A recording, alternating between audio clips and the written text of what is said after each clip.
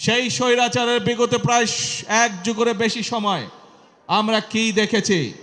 আমরা দেখেছি শুধু যে শ্রমিককে তার অধিকার থেকে বঞ্চিত করা হয়েছে তা নয়, শুধু যে ছাত্রদেরকে তাদের অধিকার থেকে বঞ্চিত করা হয়েছে তা নয়, শুধু যে শিক্ষকদেরকে তাদের অধিকার থেকে বঞ্চিত করা হয়েছে তা নয়, শুধু যে নারীদেরকে তাদের অধিকার থেকে বঞ্চিত করা হয়েছে তা নয়, এই দেশের প্রত্যেকটি খেটে খাওয়া মানুষকে তার অধিকার থেকে বঞ্চিত করা হয়েছে। এই দেশের মানুষের রাজনৈতিক অধিকার থেকে দেশের মানুষকে বঞ্চিত করা হয়েছে। বঞ্চিত করা হয়েছিল তাদেরকে তাদের অর্থনৈতিক অধিকার থেকে। প্রিয় ভাই বোনেরা, সেজন্যই এই দেশের মানুষ এই দেশ থেকে ছাত্র জনতা ঐক্যবদ্ধভাবে একত্রিত হয়ে গণ অভ্যুত্থানের মাধ্যমে স্বৈরাচারকে বিদায় করেছে এই দেশ থেকে। আমরা দেখেছি স্বৈরাচারের সময় কিভাবে দেশের অর্থনীতিকে লুটপাটের মাধ্যমে ধ্বংস করে দেওয়া হয়েছিল।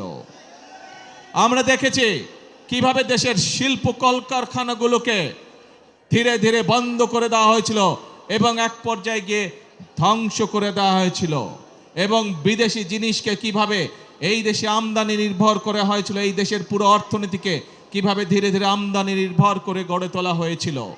আমরা দেখেছি কিভাবে স্বৈরাচারের সময় এই দেশ থেকে এই দেশের শিক্ষা ব্যবস্থাকে ধ্বংস করে দেওয়া হয়েছিল। আমরা দেখেছি এই দেশের স্বাস্থ্য ব্যবস্থাকে স্বৈরাচারের এক যুগ সময় কিভাবে ধ্বংস করে দেওয়া হয়েছিল।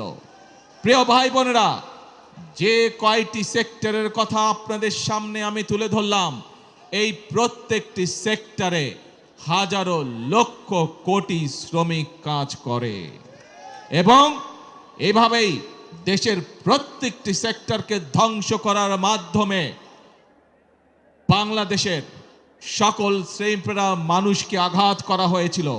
বাংলাদেশের শ্রমিকদের ভাগ্য নিয়ে ছিনিমিনি খেলা হয়েছিল সেই দিন। প্রিয় ভাই বোনেরা, 2024 সালের 5ই আগস্ট মানুষ সেই স্বৈরাচারকে দেশ থেকে বিতাড়িত করেছে। এখন শ্রমিক, শিক্ষক, ছাত্র, নারী, পুরুষ সকলে মিলে এখন হচ্ছে দেশ গড়ার পালা।